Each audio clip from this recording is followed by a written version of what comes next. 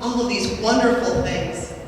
I thought, you know, there's nobody out there who would ever love me for who I was, with all my flaws and imperfections and goofy red hair, because I was the only kid who ever had red hair, anyways, that's a whole nother story. But, you know, I wanted what she had, though. I wanted that peace. I wanted to be able to just lay there at nighttime with the lights out, nobody making a noise, and instead of thinking about all of the stress and anxiety and scary things out there, I just wanted that peace.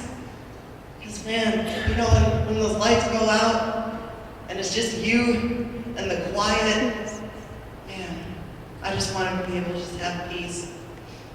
So one day, after we graduated from basic training, I ended up going to tech school in Wichita Falls, Texas, at Shepherd Air Force Base with her.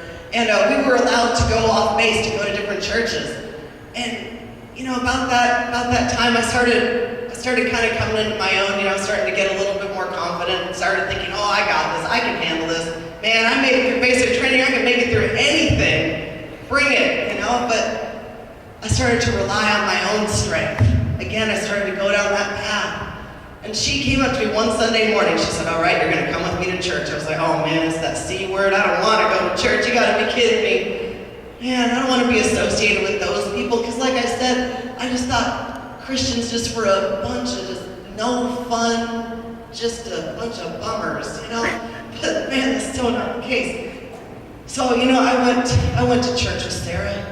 And the pastor explained to me, like Josh just did, the sacrifice that Jesus made, the love that he has for us, how it's only through that one-on-one relationship with Jesus Christ that we are set free, that we're saved, and our names written in that Lamb Book of Life. You know what, in that day, everything just clicked.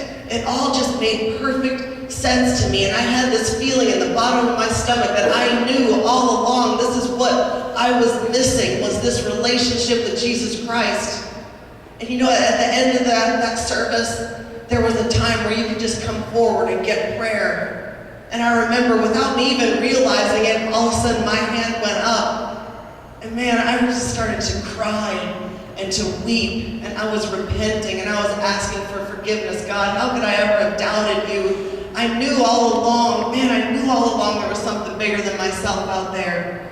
As soon as I did, I asked God just to forgive me for everything that I had done. Forgive my dad for not knowing any better.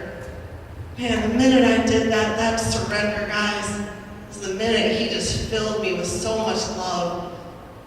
Man, he wrote my name in that book of life that day.